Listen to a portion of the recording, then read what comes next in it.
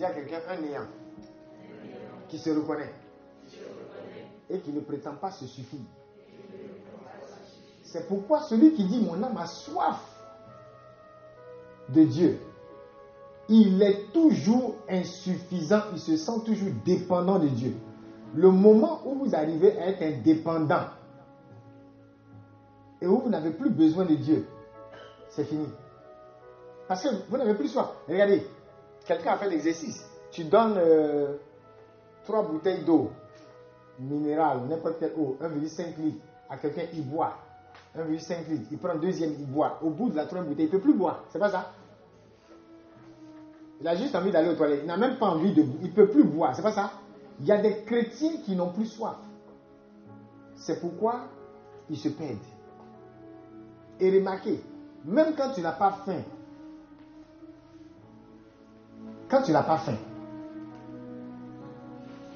ça peut traduire quoi? Pendant une bonne période, tu n'arrives pas à t'alimenter, tu n'as pas. Hein? Ça arrive quand? C'est quand souvent on est malade, c'est pas ça? La preuve, quand souvent vous avez un malade sérieux, et puis vous voyez qu'il demande un bon plat. Je ne vais pas citer les plats, chacun n'a pas les mêmes préférences. Donc, souvent, il y en a qui s'inquiètent. On dirait qu'il veut manger son dernier plat avant de partir. C'est pas ça? Ou alors tu te dis même qu'il est guéri. Tu te dis que ça commence à aller, c'est pas ça? Tu es même inquiet. Vous voyez, souvent vous prenez. Non, prends une bouchée, prends un peu. Non, mais il faut que tu prennes. Sinon, tu ne peux pas prendre tes médicaments, c'est pas ça? Tu es obligé de le forcer à manger. Mais pourquoi le médicament, il ne prend pas ça directement? C'est le médicament là, tu penses que ça le guérit, non? Pourquoi maintenant tu veux qu'il mange? Parce que s'il n'a pas la nourriture, rien ne remplace ça. Regarde quelqu'un dit lui, rien ne remplace l'eau. Imagine tu es dans le désert. On te donne plein de trucs, champagne, quoi, tous les sodas, les boissons, même si les boissons, c'est des boissons qui coûtent des millions. Et puis on met l'eau. On est en plein désert. Dans la chaleur du désert. Ouais, premier jour, tu vas dire Dieu m'a béni, je bois du champagne. Il faut faire ça 3 jours. Tu vas jeter champagne là pour aller payer beaucoup d'eau. On va voir. Vous savez que les gens même souvent ne mangent pas, mais ils tiennent avec l'eau, non? Ah oui. Tu es composé de quoi? Vous connaissez cette expérience où les gens ont fait des expériences scientifiques en prononçant des paroles sur l'eau. Hein? Des paroles bizarres sur une eau. Et puis l'autre a pris un autre verre. Ils ont prononcé de belles paroles et tout ça. Et on dit même, scientifiquement, les molécules étaient différentes. Il y a un qu'on regarde, on dirait que c'est un désordre. Et même scientifiquement, on sait qu'il y a un effet de la parole sur la matière. Maintenant, regardez un être humain. C'est pourquoi il y a des gens, quand on leur donne certaines paroles, ils peuvent tomber en même temps. Ils peuvent être déstabilisés. Il y a des nouvelles qu'on veut t'annoncer. On dit, tu es bien assis?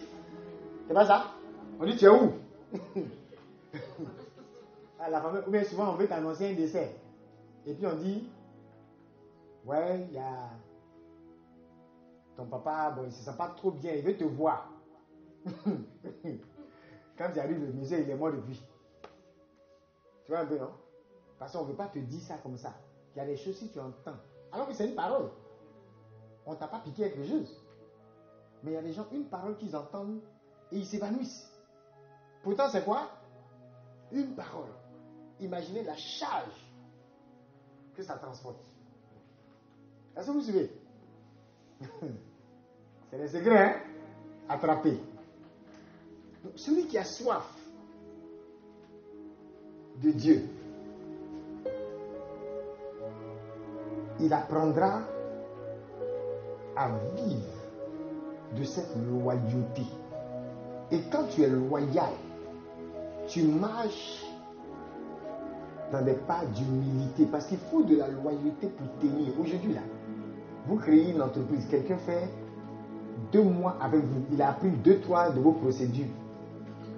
Demain, tu vois sur les réseaux, CEO, XNY Co. Il a créé pour lui.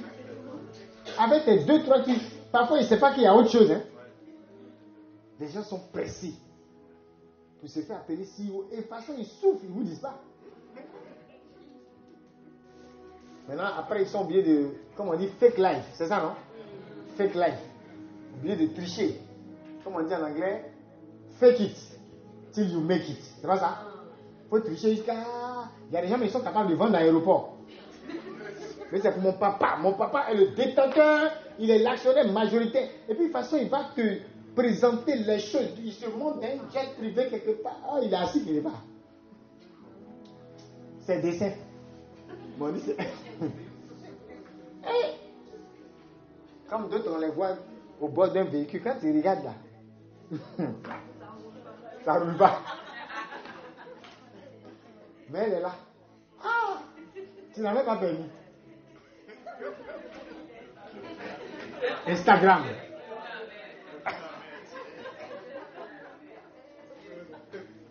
Quand tu vois l'environnement, tu dis ouais, t'es vendeur d'illusions. Ça c'est quoi? C'est notre soif de paraître. C'est pas ça? Ça n'a rien à voir avec cette soif de Dieu. Soyez des amoureux. Est-ce que vous savez le mot même volonté de Dieu? Qui connaît l'étymologie même du mot volonté? Hein? Quand on dit volonté de Dieu, qui a une idée de la perversion derrière même la façon de comprendre ça? Mais parfois, quand un malheur arrive à la suite de ça, on dit ah, c'est la volonté de Dieu. Puis parfois on dit Dieu a donné, Dieu a repris. Ça fait que le concept même de volonté de Dieu, plusieurs théologiens ont interpellé pour dire attention, vous mélangez la notion biblique de volonté de Dieu. Ce n'est pas comme vous croyez souvent. Parce que beaucoup ont présenté ça comme une épée de Damoclès. Donc, il y a tellement de choses bizarres parfois qui arrivent. On aura tendance à présenter, parce qu'on veut se consoler en disant c'est la volonté de Dieu. Et finalement, ça fait que dans la tête de beaucoup, la fameuse volonté de Dieu là, ça devient comme une épée de Damoclès. Vous voyez un peu, non? Comme là. On va expliquer ça comment. On va donc se réfugier derrière, c'est la volonté de Dieu. Mais si on ne fait pas attention, dans la famille, il y a des gens qui vont dire ah, donc Dieu là, c'est ça qu'il veut. En quoi donc est-ce que sa volonté elle nous arrange? Alors que derrière le mot volonté, étymologiquement, il y a des mots, il y a des racines en hébreu. Ça parle d'un état amoureux. Ça parle du désir. Ça parle de la joie. Je ne sais pas si vous imaginez. C'est comme par exemple, quelqu'un, prenons justement cette question de soif. Quand Jésus dit à la croix, j'ai soif, en latin c'est sitio, c'est ça non? Quand vous allez à Paralémonial, vous voyez ça, hein? Sitio, j'ai soif. Mais cette soif de Jésus, là, si ce n'est pas une soif d'âme, dites-moi c'est quoi? Il a soif de nous. Il a soif de notre salut. Sinon, Joe, si c'est soif d'eau simplement là, il va dire mais ces bâtards, ces imbéciles là qui sont là, qui pêchent à tout bout de champ, hein, à bas les imbéciles. Il y a un qui dit à bas. C'est ça, non? On ne va pas se tuer pour eux. Ou bien, toi-même, vrai. Ton propre parent, tu lui donnes 500 000, il s'en gaspille. Il revient encore. 1 million, il s'en gaspille. Et puis il revient, il dit, cette fois-ci, j'ai un business. Ah non! Je te dis, même avec 200 000, je te rapporte 3 millions. Tu vas lui dire, fous le camp ici. Tu n'as plus soif, tu es fatigué, c'est pas ça? Mais Jésus a eu soif jusqu'au bout. Soif de notre amour même qui est pauvre, là, il a soif de ça. C'est-à-dire, il sait qu'on va même pas obéir. On ne va même pas le respecter. On ne va même pas aller jusqu'au bout de notre amour. Mais il a soif de ce petit amour. Amen fort. Amen. Une soif extrême. Mais regarde, en prenant l'exemple de cette soif, quand on parle de la volonté, regardez, la volonté de Dieu, ce n'est pas une épée de Damoclès. Ce n'est pas comme une fatalité qui nous tombe dessus et derrière laquelle il faut se réfugier pour justifier un malheur ou des tragédies qui nous arrivent. Comment est-ce que tu peux comprendre que derrière ce mot-là, il y a des mots cachés, il y a la racine même qui parle d'un état amoureux, du désir. Parce qu'effectivement, quand quelqu'un veut quelque chose, on dit ce que femme veut, c'est ce que les gens disent, non? Quand ils disent ça, c'est une façon de dire, quand une femme veut quelque chose, veut, volonté, c'est pas ça? Ça veut dire elle est tenace jusqu'à Dieu même va se plier. Vous voyez un peu la façon de comprendre. Comme pour dire que la volonté aussi est liée à un désir. Tu peux pas dire, on demande par exemple, qu'est-ce que tu veux? Ou bien c'est un ange qui descend, ou bien même c'est ton camarade qui dit, qu'est-ce que tu veux? Ou bien quelqu'un qui a un pouvoir, comme un président, qui te rencontre. On dit, il y a une situation. Comme souvent ça arrive, hein, il y a un décès dans une famille, une certaine tragédie, et parfois c'est un ministre ou le président qui se déplace. Parce que peut-être la chose a marqué le pays. Il arrive dans un quartier précaire visiter une famille. Et imaginez le président qui demande aux parents qui sont restés, qu'est-ce que vous voulez? Il y a une notion de volonté là. Mais si, par exemple, leur plus grand désir, c'est de voyager, vous allez voir qu'ils vont dire vraiment, président, on est traumatisé. Si vous pouvez nous emmener en France, on va aller se reposer au moins, oublier tout ça. Ou bien, nos enfants qui restent là, ils ne sont pas morts, mais vraiment, tout notre désir, tout ce qu'on veut là, donc aller étudier au moins. Vous voyez, il y a des parents qui ont dépensé, regarde, des gens ont traversé la route, ils ont traversé des voies, des déserts, ils se sont fait malmener dans les déserts de Libye, de quoi, c'est pas ça? Venir traverser l'eau, se faire malmener, d'autres sont morts parce qu'ils avaient la volonté, répète à quelqu'un, volonté. À tout prix de dire, je vais aller à l'étranger, je veux, ce je veux là. Dites-moi, quand la personne est tellement plongée dans son désir, vous ne voyez pas que c'est un sens de dire que volonté est comme l'état d'un amoureux. Les dames qui étaient ici, quand vous mariez là, vous draguez. Vous voyez pas comment il faisait? Le gars, il n'a rien, mais il va sortir le jeton pour aller manger dans le meilleur resto. Bravo. Dis à ton voisin, l'état d'un amoureux. Le désir. La joie. C'est de servir, l'être aimé. C'est ça hein, qu'on dit volonté. C'est pas autre chose. Hein. Dis à ton voisin, c'est pas autre chose. Hein. C'est comme l'enfant. Quand tu aimes ton enfant, l'enfant demande jouer. Souvent même, il dit à son camarade, mon papa à Noël va payer ma voiture. Papa même là, il est au chômage. Voiture même, l'enfant est en train d'écrire la même là. S'il savait que le papa là même veut, lui on a dit, il vend une vraie voiture même pour pouvoir même, pour qu'on mange à Noël là. Mais il dit, non mon papa, il est directeur. Parfois il dit, mon papa est fonctionnaire. On dirait que c'est bonne chose, hein. On dirait que c'est le sommet des sommets. Il va payer ma voiture. Le papa aussi a oublié de se plier en 4. C'est pas ça? Parce que l'enfant veut une voiture. Ce vœu là, cette volonté là, c'est quoi? C'est un désir, on est d'accord, non? Laissons les mots hébreux. Est-ce qu'on est pas, on est d'accord, non? L'état d'un amoureux. Il veut prouver quelque chose, c'est pas ça? Il veut montrer que, voilà. C'est pas ça? Voilà. Donc, il prend ses points. Les meilleurs cadeaux. Aujourd'hui, on ne voit plus ces cadeaux. Souvent, le cadeau que tu regrettes là, c'est le cadeau qu'on t'a donné dans le pointage. Maintenant, vous êtes ensemble, il est en territoire acquis et conquis. Donc, c'est comme si le désir, vous voyez un peu, non? Vous vous levez chaque matin, il voit ton visage là, les choses dans les yeux, tout ça. Tu es bizarre, chaque matin on te voit seulement. L'état d'un amoureux, l'état là a baissé un peu, l'intensité a baissé un peu. Mais quand on dit volonté de Dieu, c'est l'état d'un Dieu qui aime son peuple. Ouais, cantique des cantiques, non? Hein? Affaire d'amoureux. Mais c'est l'histoire du peuple de Dieu avec son Dieu. Et c'est ça la volonté. Je vais vous donner les mots, comme ça vous allez faire vos recherches. Hein? Ne pensez pas qu'on invente. Hein? Parce que c'est devenu une épée de d'amour. On va prier, hein? Tu as compris? On va prier pour les parents, hein? Tu veux plus? Tu n'es pas fatigué? Je n'ai pas dit on va prier et puis On va laisser la volonté de Dieu se faire, non? Ouais, non. La fameuse volonté. Ça nous arrange, nous tous. Quand rien ne se passe, on dit Dieu voulait. Non, Dieu ne voulait pas. C'est pas ça? Tout ça, c'est la volonté de Dieu, n'est-ce pas? Mais au fond, si notre spiritualité est fixée, vous allez voir que même les plus grandes épreuves ne vont pas nous ébranler.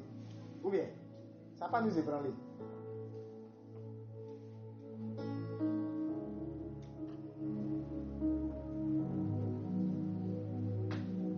Bénédiction. Dis à ton voisin, tu seras béni. La traduction Vulgate, ça traduit en latin par voluntas, beneplacitum. Et le voluntas là, en fait, ça remonte au grec téléma ou eudokia. Et ces deux mots-là, ce qui est intéressant justement, le sens est différent de ce qu'on voit. Ce n'est pas volonté dans le sens de, vous voyez, quand un patron dit par exemple je veux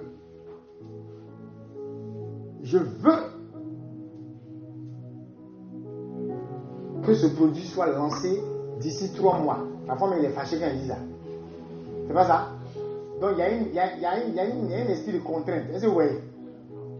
Mais derrière les deux mots qu'on a donnés, c'est-à-dire en latin on parle de voluntas, ça remonte au grec téléma ou eudokia et le sens c'est quoi? Aspiration. Dis à quelqu'un aspiration. Désir. Amour. Joie. Et on nous dit quoi? Que ces mêmes racines désignent aussi l'état d'un amoureux. C'est pas ce que je vous ai dit? Et même mieux, ça représente aussi le désir sexuel qui porte l'homme vers la femme. Vous imaginez? C'est pourquoi il y a des hommes, quand ils veulent t'avoir, ils sont prêts à tout. C'est pas ça? Vice versa.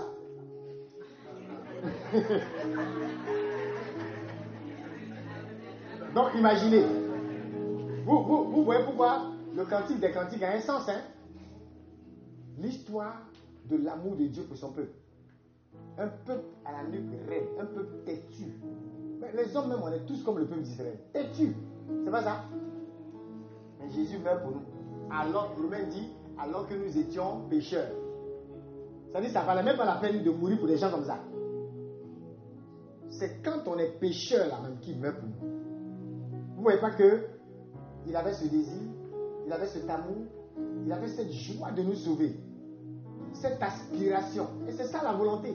Parce que c'est ce que la racine des mots qu'on a cités veut dire. L'état d'un amoureux et le désir sexuel qui porte l'homme vers la femme. Vous voyez que c'est très fort. Vous voyez de quoi je parle? Il n'y a pas des anges ici. Il n'y a que des êtres humains devant moi. Donc imaginez le désir que Dieu a.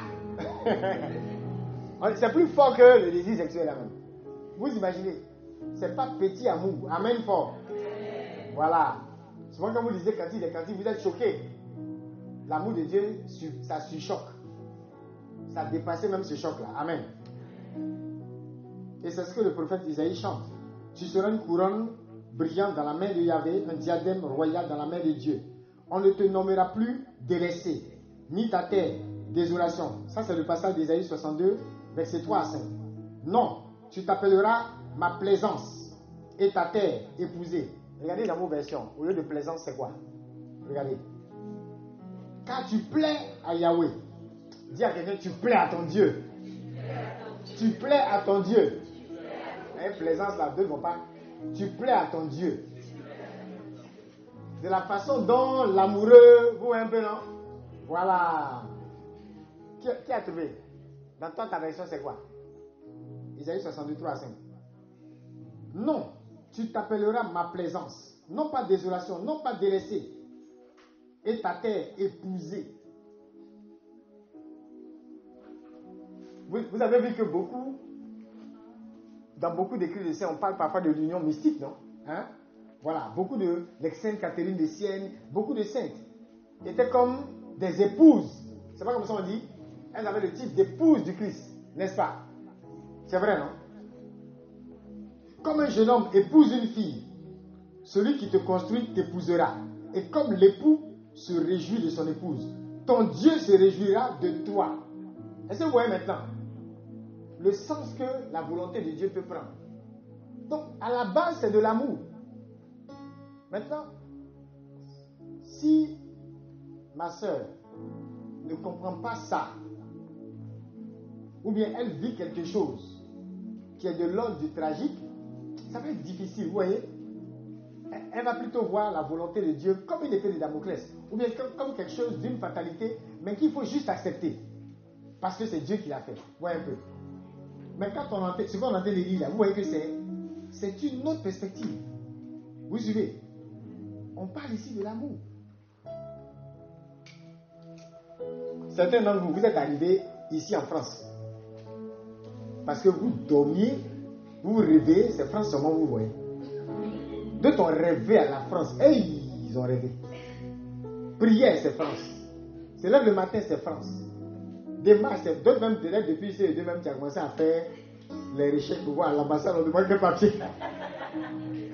Tellement ta tête était, tu vois un peu, non? Ça ressemble à un amoureux, est-ce que tu vois?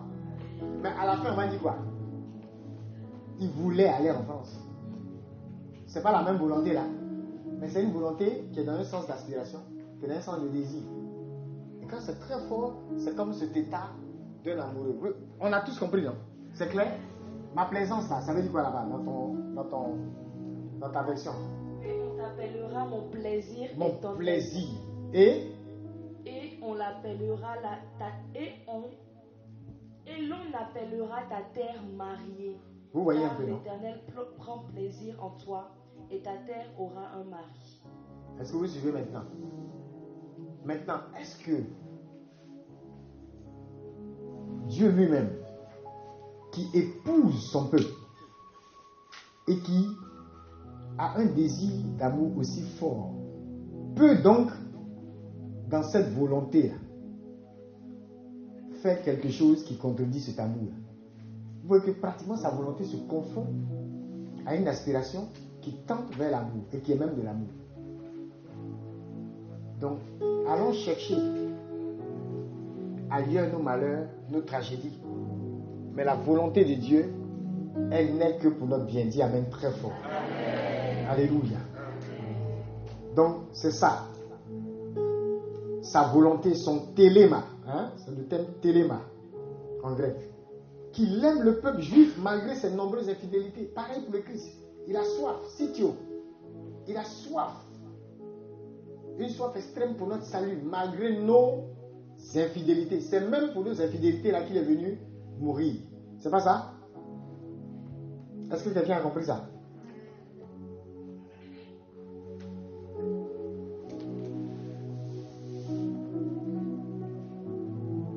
Je dis, arrivant en haut là-bas, on va lui poser beaucoup de questions. C'est pas ça? Certains de nos parents qu'on a perdus, aujourd'hui c'est la commémoration des défunts, il y en a. On s'est dit, mais Seigneur, pourquoi? Ce n'est pas normal. Et arrivant en haut, tu vas avoir un large sourire. Ici, c'est normal de pleurer. Mais arrivant en haut, tu vas sourire parce que la personne m'a dit, mais pendant que tu pleurais, je me moquais de toi-même. Et j'étais tellement à l'aise ici. Je bénissais Dieu de ne m'avoir pas mis en enfer et de m'avoir accueilli. Et toi, tu te rébellais contre Dieu. Donc, tu te rébellais par rapport à quoi? Par rapport au fait que j'aille au ciel, j'allais te gifler. Hein? On va rire en haut là-bas. Pour l'instant, c'est normal de pleurer. D'accord? Mais c'est pour dire, ne nous rébellons pas. Pleurons. On peut même se décourager un peu, mais au bout du compte, il faut se ressaisir. Il faut comprendre, vous voyez, le sens profond de cette volonté, ce téléma, eudokia, voluntas, tout ça pour dire aspiration, amour, joie, l'état d'un amoureux. Regarde quelqu'un, dis-lui, Dieu prend plaisir en toi. Alléluia.